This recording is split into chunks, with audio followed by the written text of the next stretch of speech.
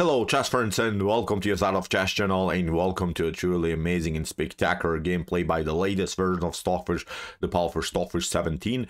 Today we'll see the fish battling it out against another top engine Ethereal in an amazing berry attack game, but today we'll see again the fish playing with the black pieces against really one of my favorite openings. I've played now so many times the berry attack with the white pieces and it almost scares me. I think that I know something about this opening, but when I watch how the fish is handling these types of positions, it really scares me. I would maybe even change now the whole concept against the King's Indian, because how the fish is playing these types of games, these types of openings, really crazy.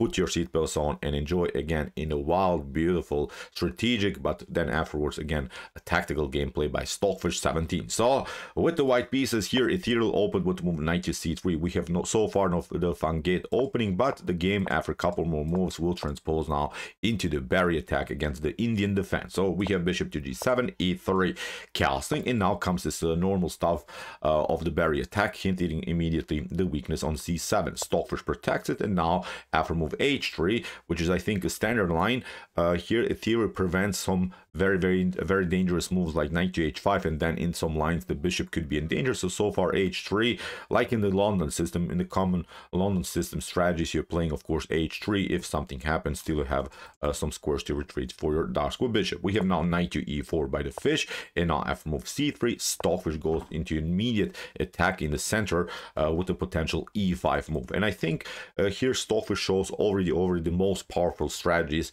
against the berry attack. In the game we have now knight to a3 because we want of course to give up now the bishop for a knight and then mess up the structure here against black's queen side. So what should you do now from black's perspective? Stockfish, of course, a very aggressive engine, plays now immediately the move e5. This is the way to go. If you play here d takes e5, this wouldn't be good, because in any of these lines it's very dangerous, because you're getting destroyed then around the square f2. That's the issue here for white. Even if you retreat after a potential here d takes e5, if you retreat now with the bishop, then look at this, knight takes f2 can happen anyway, and then after move e4 here black should be much better in this particular position. So it's not working. So that's why after move e5, bishop to h2 has to be played now by Ethereal, but Stockfish has now a powerful central, really nice mobility with his pawns in the center of the board. We have now the move c6, bishop takes a6, b takes a6. Okay, in this line Ethereal caused some damage, caused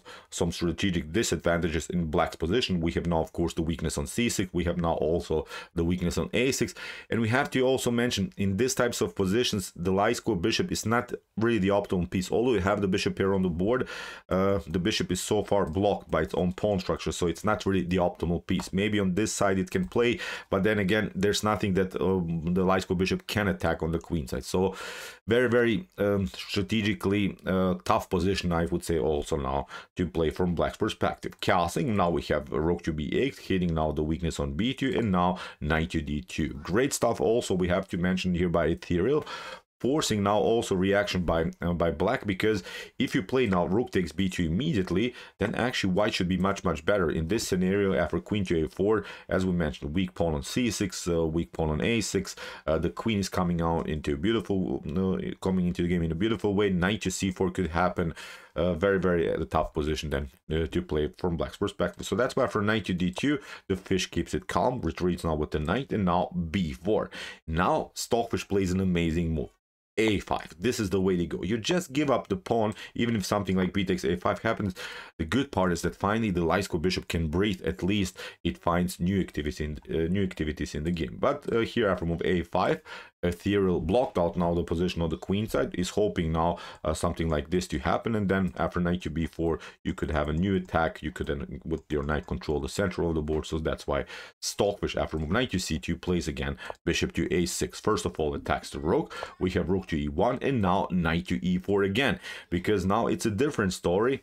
Now there is a beautiful square that black is trying to attack, and it's of course the weakness here on d3. That's the issue. And I think now in white position there's simply too many light square problems in white camp. So we have here knight takes e4, d takes e4, b takes a5, but Stockfish is not caring about pawns anymore. First of all, Stockfish plays rook to c8, supports now the pawn, and has now a great opportunity to get the bishop on the amazing square d3. This is the way to go. What should you do? If you try here knight to b4 to maybe attack now the pawn and also the bishop, black would simply go with this line, and then with c5 things are getting very dangerous. You have to in one moment step back. Look at this. Then the pawn on c3 is weak, so I would say completely lost game then here for white. So that's why after rook to c8 we have now d takes e5 first by a theory, but now Stockfish plays an amazing intermediate c5.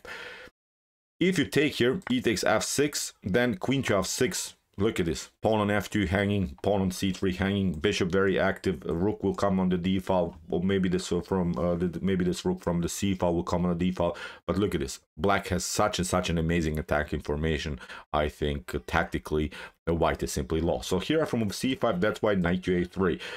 Here Ethereum is searching for some squares for the knight, but now Stockfish plays the amazing bishop to d3, and from this point on, I would say this is simply one-way ticket in black's favor. Knight to b5, Stockfish takes, has now the messed up pawn structure, double pawn structure on the e file, but it doesn't matter, still with opportunities to hit also the weak pawn on f2. We have now knight takes a7, Stockfish gives up another pawn, and now after knight to b5, look at this. Ethereum calculated also in a good way that actually you cannot take here this knight on b5, because then after queen to b3 you get the piece back, and then black should be eventually much better. But okay, Stockfish after knight to b5 is not rushing, plays now the move c4, a4.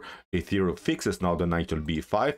Seems like a good position because you have some passers here, but Stockfish doesn't care for this pass pawns on the a file because they are doubled, of course. They're not so dangerous, they're not really so mobile. Stockfish simply relies on its own activity, especially here on the f file, and also this Darko bishop will eventually come into the game.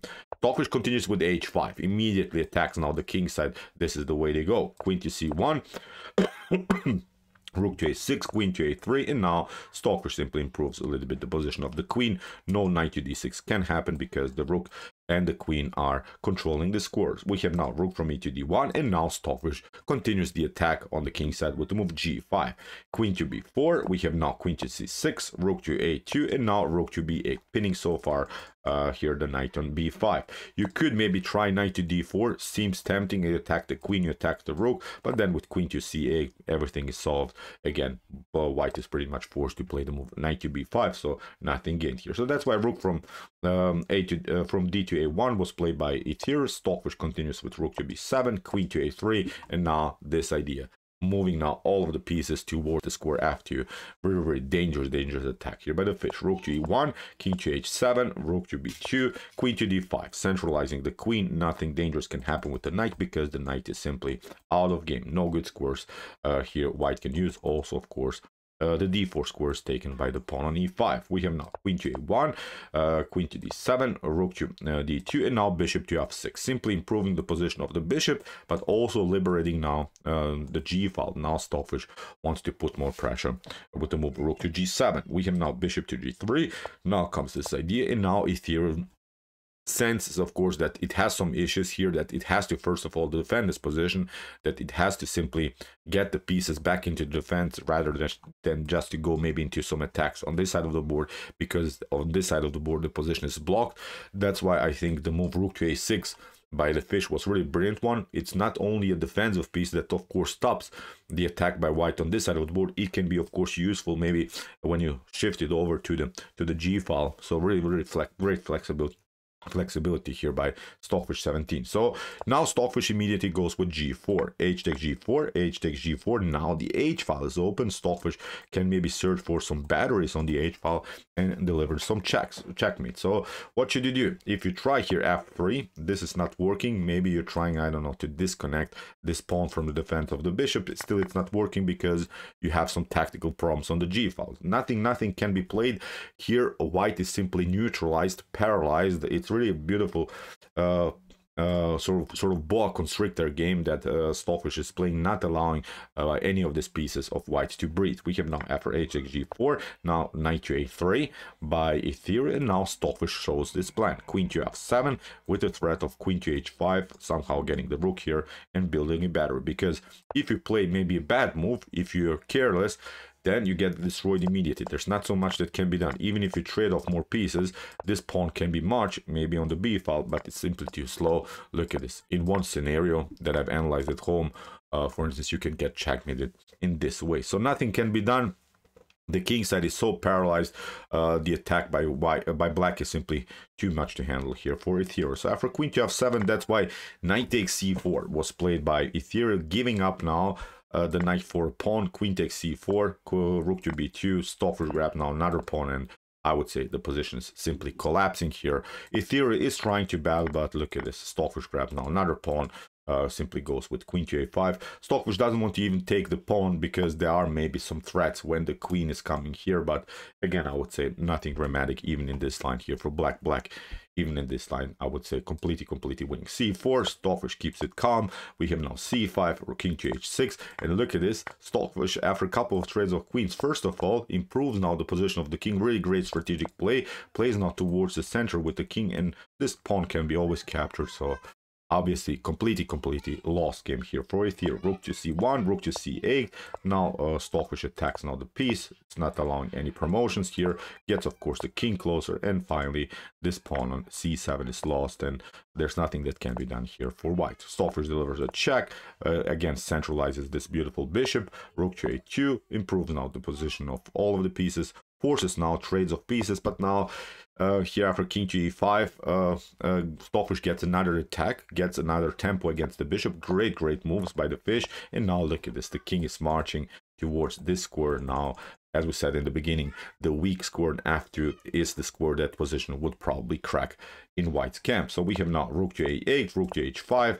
Stockfish goes for the weakness on f2. Now after after g3, bishop to e7, Stockfish had to retreat, and now after bishop to b6, bishop to b4, Ethereum retreats. Stockfish centralizes again the bishop. Wants to go, of course, bishop to f3, and then in some lines, if it's possible, maybe to even deliver checkmate on the back rank. So that's why bishop to d6, but these moves are simply forcing a simplification. Stockfish goes simply towards the weakness on f2, delivers a check, includes now all of the pieces into the game, and now after a couple more moves, the game was over. Stockfish delivered an amazing checkmate here with the beautiful bishop and queen activity, and it was game over here for Ethereum. So amazing stuff, I would say. Amazing strategies against the Barry attack. Really instructive play in the beginning with this whole concept after move c3 to go with f6 e5, noticing the tactical problems on the f file. This is, I think, really thematic theory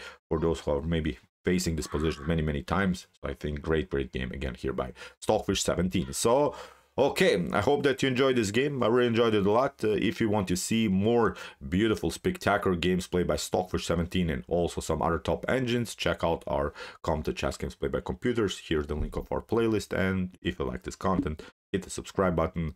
See you soon with some more videos, and what do we say in the end? Chess is the best, of course.